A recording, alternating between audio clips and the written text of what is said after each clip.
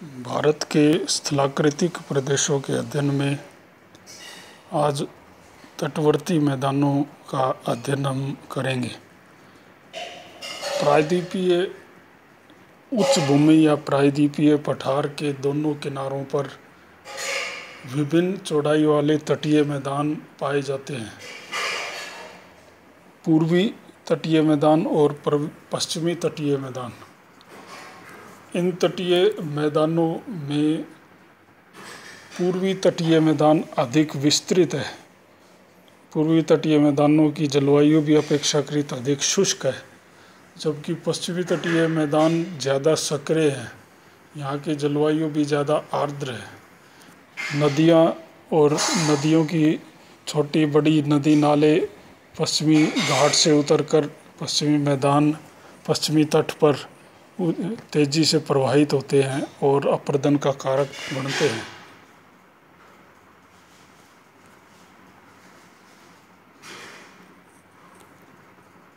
तटीय मैदानों की उत्पत्ति को अगर हम देखते हैं तो ज़्यादातर भूगर्भ शास्त्री मानते हैं कि भारत के पूर्वी और पश्चिमी तटीय मैदानों की उत्पत्ति बड़े स्तर पर भ्रंश पड़ने के कारण अरब सागर और बंगाल की खाड़ी में धंसाव होने से हुई है। यह प्रक्रिया इयोसीन युग के अंत में हुई। तटीय मैदानों पर मिलने वाले जल और निक्षेप काफ़ी नए हैं, यानी भूगर्भिक दृष्टि से ज़्यादा प्राचीन नहीं है।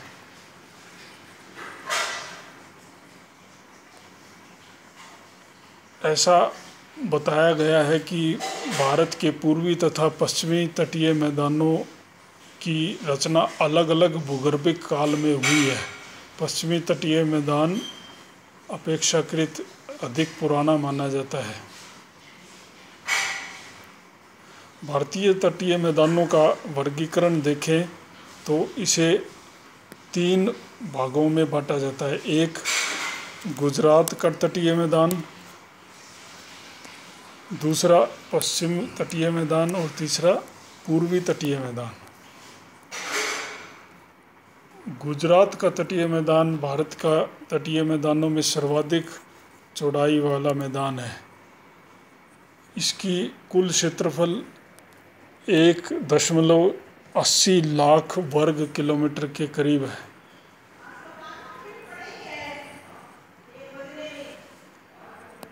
इस मैदान का निर्माण गुजरात के तटीय मैदान का क्षेत्रफल 1.80 लाख वर्ग किलोमीटर है तथा इसका निर्माण साबरमती, माही, नर्मदा, ताप्ती जैसी नदियों से हुआ है। ये सभी नदियाँ डेल्टा की बजाय ज्वार नदमुख यानी कि एस्चुअरी का निर्माण करती हैं। इस मैदान का कुछ हिस्सा पवन द्वारा भी निक्षेपण से भी बनाया गया है, जबकि बाकी का कुछ हिस्सा सागर तट से में उभार के कारण, सागर तट में नीचे से उत्थान होने के कारण ये तटीय मैदान का कुछ हिस्सा इस प्रकार भी निर्मित हुआ है। गुजरात के तटीय मैदान में छोटे छोटे कई प्रायद्वीप, खाड़ियाँ, द्वीप, दलदली क्षेत्र, रण, पहाड़ियाँ, पठार इत्यादि पाए जाते हैं। गुजरात तटीय मैदानी प्रदेश में सागरीय उत्पत्ति वाले जुरैसिक काल की चट्टानों के ऊपर अवसादी गोंडवाना निक्षेप पाए जाते हैं। दोनों अवसादी निक्षेप हैं और इनके ऊपर सबसे ऊपर क्रिटेशियस काल के लावे के निक्षेप मिलते हैं। इस क्षेत्र में उत्थान तथा नदी निक्षेपण के साथ साथ प्रक्रियाओं के एक साथ घटित होने के उदाहरण मिलते हैं। या तो एक क्षेत्र में निक्षेपण अधिक होता है या अपरदन अधिक होता है, या तो उत्थान होगा या निक्षेपण होगा। ये दोनों प्रक्रियाएं एक साथ पाई जाती है इस क्षेत्र में। गुजरात के मैदान का जो पूर्वी भाग है वो सिंधु गंगा नदी के मैदान का ही आगे निकला हुआ हिस्सा है, आगे बढ़ा हुआ हिस्सा है, जो प्लीस्टोसीन युग में निर्मित हुआ। बाद में वर्तमान में पाई जाने वाली नदियों ने इस मैदान का विस्तार खंबात की खाड़ी तक कर दिया। गुजरात के तटीय मैदान का एक महत्वपूर्ण अंग कच्छ का रण है, जो विभिन्न ज्वारनदमुख प्रकार की छोटी छोटी नदी नालों द्वारा बना है। रण के दक्षिण में कच्छ द्वीप स्थित था। भूतकाल भूगर्भिक काल में एक द्वीप था जिसे बाद में निक्षेपण के द्वारा मुख्य स्थलीय भूमि से जुड़ गया और एक सतत कच्छ के रण का सतत क्षेत्र निर्मित हुआ। दूसरा जो तटीय मैदान है भारत का, वो है पश्चिमी तटीय मैदान।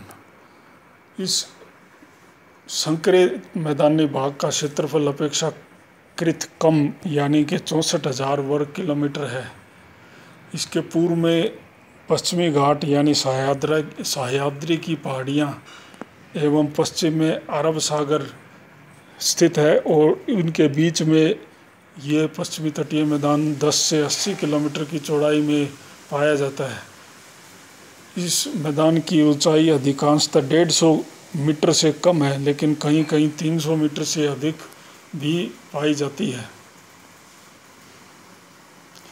पश्चिमी तटीय मैदानी प्रदेश को 3 भागों में बांटा जाता है, जिसे पहला कोंकण का मैदान, दूसरा कर्नाटक का मैदान जिसे कनारा का मैदान भी कहते हैं, और तीसरा केरल का मैदान जिसे मालाबार का तट या मालाबार का मैदान कहा जाता है। कोंकण का मैदान अपेक्षाकृत संकरा मैदान है, जिसकी चौड़ाई 30 से 50 किलोमीटर के मध्य है। यह मैदान अधिक चट्टानी है, बीच बीच में चट्टानी क्षेत्र एकदम तट के निकटवर्ती भागों में पहुंच गए हैं। यहाँ गोवा का जो मैदानी भाग है वो डेल्टाओं के द्वारा निर्मित है और नदी की डूबी हुई घाटी जिसे रिया बोलते हैं, रिया तट का उदाहरण भी इसे माना जाता है। बम्बई, जहाँ वर्तमान में मुंबई महानगर है, वो किसी समय एक बड़ा द्वीप था, किंतु सागर के हिस्से को रिक्लेम करके इस द्वीप को मुख्य भूमि से मिला दिया गया है। कर्नाटक का जो तटीय मैदान है ये करीब 525 किलोमीटर लंबा है और 8 से 24 किलोमीटर चौड़ा है। यहाँ स्थल रूपों की 3 समानांतर पेटियाँ पाई जाती हैं। प्रथम जो सबसे पश्चिम में सागर की ओर है वो अत्यंत नए निक्षेपों की बनी सक्रिय पेटी है, जिसमें बालू का स्तूप, दलदल और नदियों के बनाए हुए मैदान मौजूद है। दूसरी पेटी एक अपरदनात्मक चबूतरे के रूप में है, जिसकी चौड़ाई करीब 25 किलोमीटर तक पहुंच सकती है और ऊंचाई 60 मीटर तक। इसमें प्लायोसीन युग के लेटराइट के निक्षेप पाए जाते हैं। तीसरी पेटी जो सबसे आंतरिक और पूर्व की ओर स्थित है वो आर्कियन युग की रूपांतरित नीस चट्टानों से बनी हुई है। तीसरा जो पश्चिमी तटीय मैदान का जो तीसरा हिस्सा है उसे मालाबार का मैदान या मालाबार का तट कहा जाता है, जो केरल में स्थित है और 550 किलोमीटर लंबा और 20 से 100 किलोमीटर की चौड़ाई में विस्तृत है। इसमें उत्तर और दक्षिण में संकरा मैदान है तथा बीच में अधिक विस्तृत चौड़ा भाग पाया जाता है। मालाबार के मैदान में बालू का स्तूप, जिन्हें यहाँ टेरी कहा जाता है, उन्होंने उथले लैगून और बैक वाटर, जो समुद्र का पानी धरती स्थलीय भागों में दूर तक अंदर चला गया है, उनको यहाँ स्थानीय रूप से कयाल कहा जाता है। वैसे अंग्रेजी में उसको बैक वाटर कहते हैं। बैक वाटर यहाँ काफ़ी मात्रा में पाए जाते हैं, लैगून और बैक वाटर। और ये लैगून और बैक वाटर यहाँ आवागमन परिवहन के माध्यम को आवागमन की सुविधाएं प्रदान करते हैं, जो छोटी छोटी नावों के द्वारा, या पर्यटन के लिए आजकल छोटी छोटी मोटर बोट के माध्यम से जो इसका प्रयोग किया जाता है। मालाबार तट पर अष्टमुडी और वेम्बनाड दो मुख्य ज़िले हैं। ये बैकवाटर्स या कयाल का ही उदाहरण है।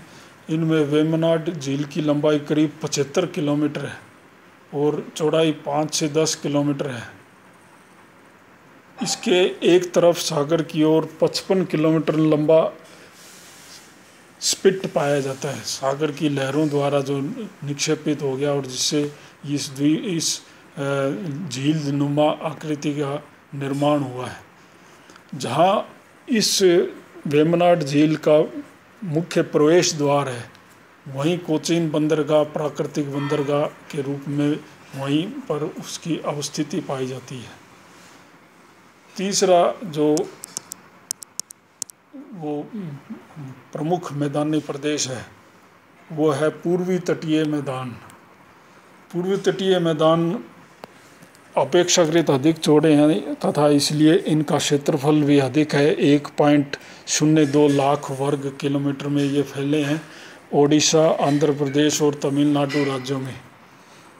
इसके पश्चिम में पूर्वी घाट की श्रेणियां हैं जो अस्तत रूप में पाई जाती हैं और पूर्व में बंगाल की खाड़ी है। इन मैदानों का निर्माण नदियों द्वारा लाए गए जलोढ़ के निक्षेप से हुआ है।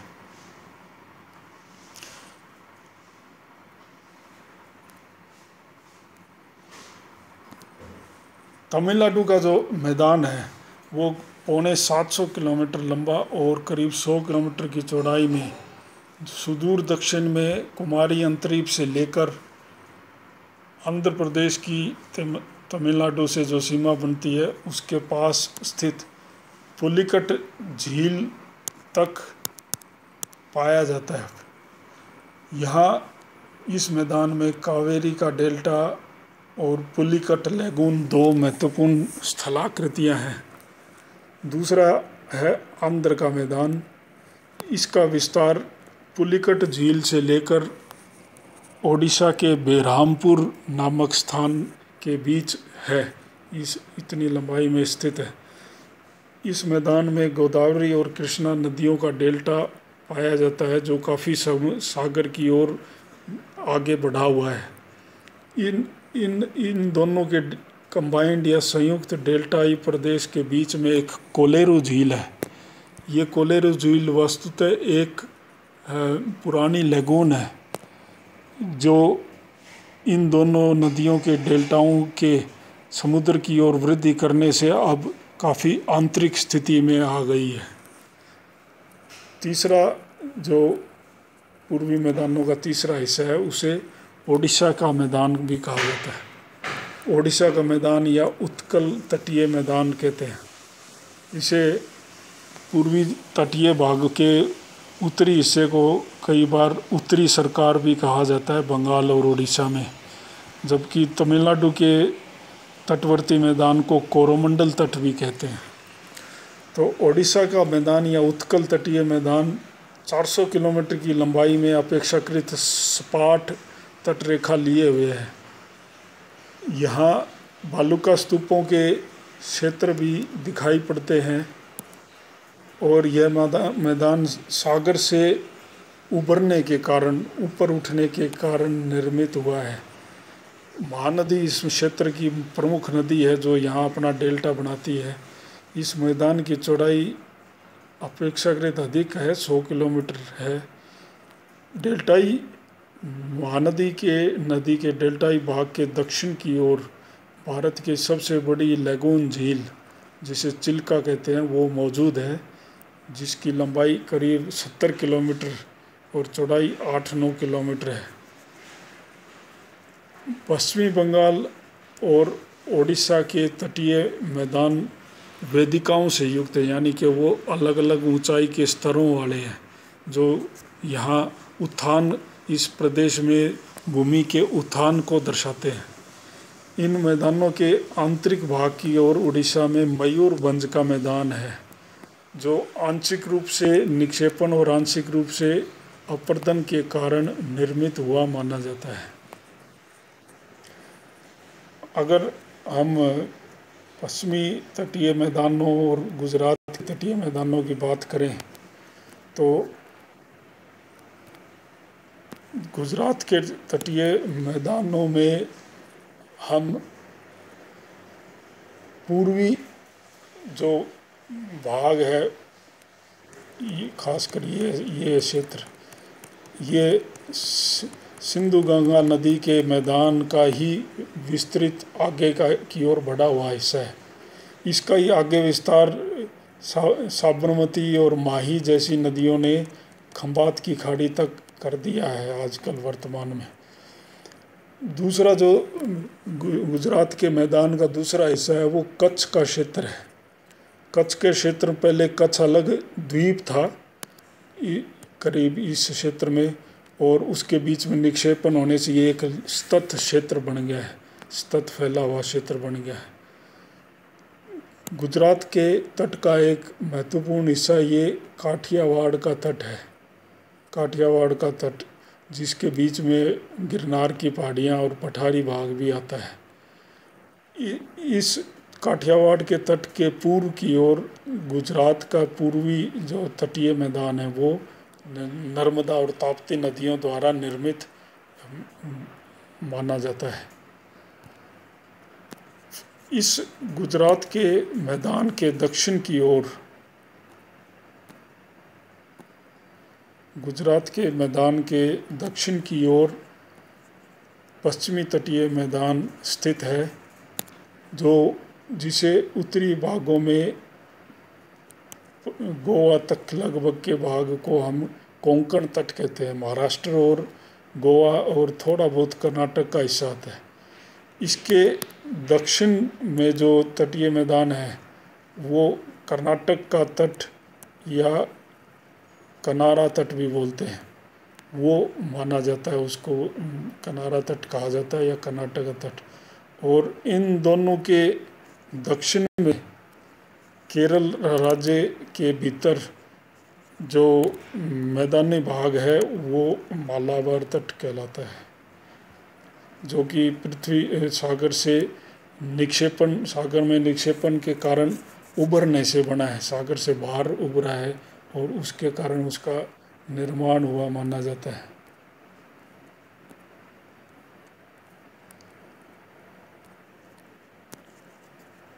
पूर्वी तटीय मैदानों को देखें तो सबसे अधिक चौड़ाई में तमिलनाडु के भीतर जो तटीय मैदान है वो पाया जाता है। इसे कोरोमंडल का तट कहा जाता है। कोरोमंडल का तट कन्याकुमारी से लेकर करीब करीब पुलिकट झील तक मौजूद है। पुलिकट झील चेन्नई के थोड़े उत्तर की ओर है। इसके बाद मध्यवर्ती जो है ये आंध्र प्रदेश का तटीय मैदान है, जिसमें ये गोदावरी और कृष्णा नदियों ने डेल्टाई क्षेत्र बना दिया है। इनके बीच में छोटा सा जो झील दिखती है ये कोलेरू झील है। ये कभी लेगून था जो सागर के तट पे था, वर्तमान में ये डेल्टाई भाग समुद्र की ओर आगे निकल जाने से ये कोलेरू झील या लेगून झील आंतरिक भागों में पीछे अंदर की ओर रह गई है। तीसरा जो तटीय मैदान है पूर्वी तटों का वो ओडिशा बंगाल में स्थित, इसको उत्तरी सरकार तट भी बोलते हैं, वो क्षेत्र पाया जाता है। इसमें मुख्यतः गंगा की वितरिकाएँ, हुबली और महानदी, सुबर्णरेखा नदियों के निक्षेपण से बनी हुई ये तटीय मैदान माने जाते हैं।